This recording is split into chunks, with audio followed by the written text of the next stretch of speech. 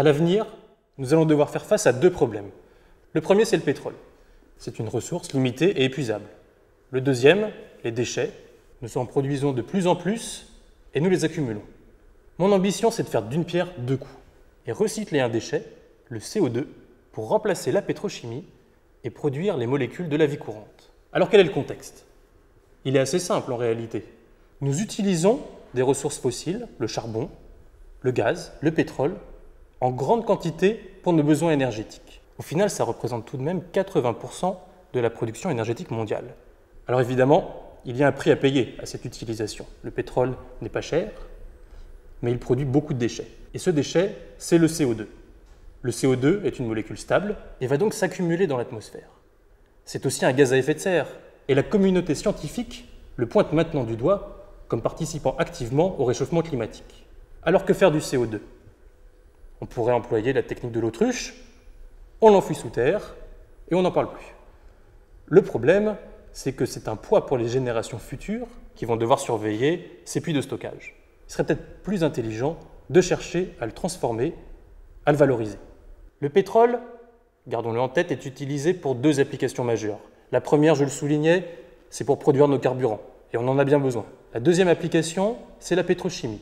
On utilise le pétrole pour fabriquer toutes les molécules organiques, les cols, les textiles, les polymères, les médicaments dont on a besoin. Mais dans cette deuxième application, est-ce qu'on a vraiment besoin du pétrole? Est-ce qu'on ne pourrait pas utiliser une autre source de carbone pour produire ces molécules? Notre réponse est oui, utilisons le CO2 à la place. C'est une molécule qui n'a pas d'énergie, nous allons l'utiliser pour produire des molécules qui n'ont pas d'intérêt énergétique. Alors dans ce projet, on a réuni une équipe de 5 jeunes chimistes motivés à la fois par les sciences et par l'écologie, et on s'est dit, peut-on recycler le CO2 pour le transformer en molécules de la vie courante? Évidemment, il y a des défis scientifiques associés à cette valorisation du CO2. Le défi majeur est que le CO2 est une molécule très stable, difficile à transformer, difficile à activer. Notre stratégie, c'est justement d'utiliser un autre déchet industriel comme source d'énergie. Il s'agit d'un déchet issu de l'industrie des silicones, une molécule très stable et non toxique, qui a très peu d'applications, mais qui a un avantage. Elle contient encore de l'énergie. Peut-on l'utiliser pour recycler en même temps le CO2? Les déchets sont des molécules stables.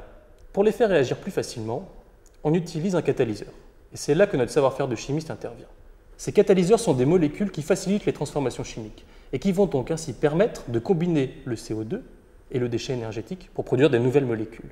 Ainsi, nous avons mis au point un catalyseur qui est capable de transformer le CO2 en formamide. Les formamides n'apparaissent pas tellement sur nos étiquettes d'emballage. En revanche, ce sont des molécules très importantes de l'industrie chimique qui servent de solvant à préparer des peintures, des cols et des textiles. Actuellement, les formamides sont produits par la pétrochimie naturellement. C'est issu d'un savoir-faire historique sur l'utilisation du pétrole qui n'est pas cher. C'est un véritable gâchis énergétique. D'une part, on détourne le pétrole, qui est une ressource très énergétique, et on va le transformer dans des réactions à haute température, à haute pression, en plusieurs étapes, pour finalement produire des molécules qui n'ont aucune application énergétique. À travers notre procédé, nous pensons avoir une démarche beaucoup plus raisonnable. Nous recyclons le déchet CO2 pour produire ces mêmes molécules à basse température et à basse pression. Au final, qu'est-ce qu'on démontre? Simplement que le recyclage du CO2 peut être compétitif vis-à-vis de la pétrochimie. Et mon rêve au final, que le CO2, au lieu d'être pointé du doigt comme un déchet, devienne une vraie richesse, qu'on puisse le transformer en molécules, en remplacement à la pétrochimie, voire même un jour le transformer en carburant.